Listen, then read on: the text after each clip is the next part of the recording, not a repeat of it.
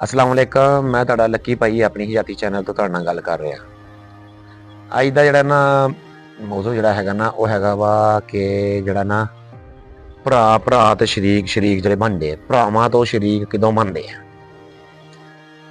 जदों हुंदे आ इकट्ठे रहिंदे इकट्ठे मां तो पलदे उदों तिकर तां भरा हुंदे आ सारे भरा भैन भरा सारे इकट्ठे हुंदे आ। जदों आ जांदे ना अपने विआहां तो बाद ते फिर बन जांदे आ शरीक, फिर हो जांदे दुश्मन। ठीक है ना, एक दूसरे दे लो जी ए वड्डा वा ये खा गया वा, आड़ा छोटा वा ये इंज कर गया वा, फलाना वा इंज कर गया वा।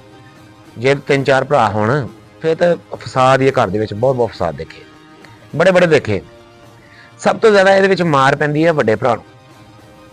वड्डे भरा नूं मार किदां पैंदी है? वड्डा भरा फायदे च भी रहिंदा वा ते मार भी उहनूं पैंदी है। मार इस तरह पैंदी है कि इन्ने जदों काम शुरू कीता, छोटे तो छोटे हुंदे आ, वड्डे ने काम शुरू कर लिया ना ते उन्हें घर अपनी कमाई अपनी वालदा नूं या अपनी मां नूं या अपनी भैन नूं या वालद नूं दे रहे ना, घर विच ही आउंदी कमाई। छोटियां दी पढ़ाइयां ते लग रहा वा, जे 2-3 भैणां विआहण वालियां ते ओहदे विच लग रही, ओहदी जिहड़ी कमाई आ वड्डे दी ओह च ही लग रही, घर ही आ रही। ओह किसे गिनती च नहीं आउंदी बाद च, किसे गिनती च नहीं आउणी ओह बाद च कि भई मतलब कि वड्डिया तूं आ कमाई कीती सी। ਉਹ 10 साल लंघ जान 5 साल लंघ जान ਉਹ ਜਿੰਨੇ ਅਰਸਾ ਲੰਘ ਜਾਂਦਾ ਨਾ, ਜਦੋਂ ਮਤਲਬ ਕਿ ਸਭ ਤੋਂ ਛੋਟੇ ਦੀ ਜਦੋਂ ਹੀ ਵਿਆਹ ਹੋਣਾ ਵਾ ਉਦੋਂ ਹੀ ਵੰਡੇ ਪੈਣੇ ਆ ਤੇ ਛੋਟੇ ਸਾਹਿਬ ਹੁਣੀ ਜਾਰੀ ਗੱਲ 10 ਸਾਲ ਬਾਅਦ ਉਹਨੇ ਕੰਮ ਸ਼ੁਰੂ ਕੀਤਾ ਤੇ 10 ਸਾਲ ਤੇ ਉਹ ਵੱਡੀ ਨੇ ਨੌ ਨੇ ਕੰਮ ਕੀਤਾ ਕਰ, ਉਹ ਨਹੀਂ ਕਿਸੇ ਗਿਣਤੀ ਹੁੰਦਾ। ਫਿਰ ਇਹਨੇ ਮੇਰੀ ਬੁੱਢੀ ਨੂੰ ਆ ਕੰਮ ਕਿਉਂ ਕਿਹਾ, ਮੇਰੀ ਬੁੱਢੀ ਆ ਕੰਮ ਕਿਉਂ ਕਰੇ, ਮੇਰੀ ਬੇਗਮ ਆ ਕਿਉਂ ਕਰੇ। ਲੜਾਈਆਂ ਪੈਂਦੀਆਂ ਇੱਥੋਂ ਆਣ ਕੇ, ਠੀਕ ਹੈ। ਜਦੋਂ ਫਸਾਦ ਪੈਂਦੇ ਨਾ ਇੱਥੋਂ ਆਣ ਕੇ ਪੈਂਦੇ ਕਿ ਜੀ ਮੇਰੀ ਬੇਗਮ ਨੂੰ ਆ ਕੰਮ ਕਿਉਂ ਕਿਹਾ, ਉਹਨੇ ਨਹੀਂ ਕਰਨਾ ਜੀ। ਹਾਲਾਂਕਿ ਜਿਹੜੀ ਵੱਡੀ ਨੂੰਹ ਆਈ ਹੁੰਦੀ ਹੈ ਉਸ ਟਾਈਮ ਤੱਕ ਉਹ ਕੰਮ ਕਰ ਰਹੀ ਹੁੰਦੀ ਹੈ, ਸਾਰਾ ਕੁਝ ਉਹ ਕੰਮ ਹੋ ਰਿਹਾ ਹੁੰਦਾ, ਸਾਰਾ ਯਸ ਮੈਸ ਉਹ ਵੱਡੀ ਨੇ ਆਣ ਕੇ ਸੰਭਾਲਿਆ ਹੁੰਦਾ। ਜਦੋਂ ਮਤਲਬ ਕਿ ਭੈਣਾਂ ਦਾ ਵਿਆਹ ਕੀਤਾ ਉਦੋਂ ਆਣ ਕੇ ਫਸਾਦ ਪੈ ਗਏ, ਲੜਾਈਆਂ ਝਗੜੇ ਸ਼ੁਰੂ ਹੋ ਜਾਂਦੇ ਆ।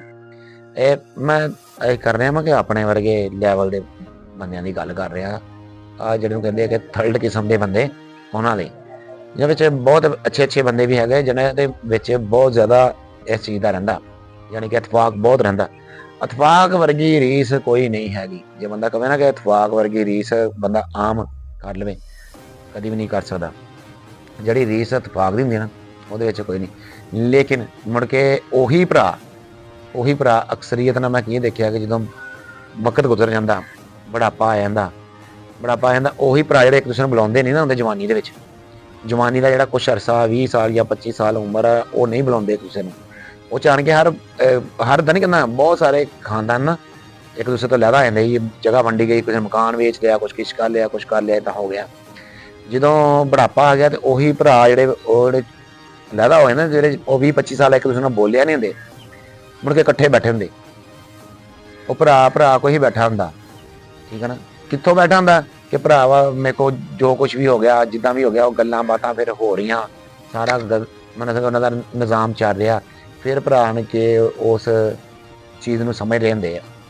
ਲੇਕਿਨ ਉਹਦਾ ਜਵਾਨੀ ਦੇ ਜਿਹੜੇ 20-25 ਸਾਲ ਹੁੰਦੇ ਨਾ, ਇੱਦਾਂ ਦੇ ਬਹੁਤ ਸਾਰੇ ਵਾਕਿਆ ਹੈਗੇ ਆ ਜਿਹਦੇ ਵਿੱਚ ਜਵਾਨੀ ਦੇ 20 ਸਾਲ 15 ਸਾਲ ਇੱਕ ਦੂਸਰੇ ਨੂੰ ਬੁਲਾਇਆ ਨਹੀਂ, ਮੁੜ ਕੇ ਜਦੋਂ ਦੇਖਿਆ ਬੁਢਾਪਾ ਆ ਗਿਆ ਵਾ, ਮੁੜ ਕੇ ਫਿਰ ਉਹ ਇਕੱਠੇ ਬੈਠੇ।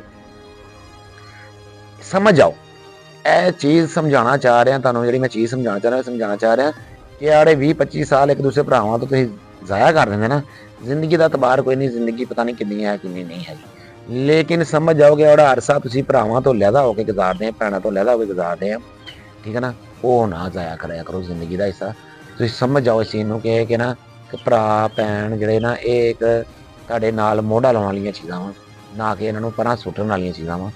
ਤੇ ਸਮਝ ਜਾਓ ਇਹਨਾਂ ਚੀਜ਼ਾਂ ਨੂੰ ਕਿ ਇੱਕ ਦੂਸਰੇ ਨਾਲ ਇਤਫਾਕ ਨਾ ਰਹੋ, ਇਤਫਾਕ ਵਿੱਚ ਬੜੀ ਬਰਕਤ ਆ, ਠੀਕ ਹੈ ਨਾ। ਬਾਕੀ ਦੁਆ ਯਾਦ ਰੱਖਿਓ, ਬੜੀ ਮਿਹਰਬਾਨੀ, ਅੱਲਾ ਹਾਫਿਜ਼।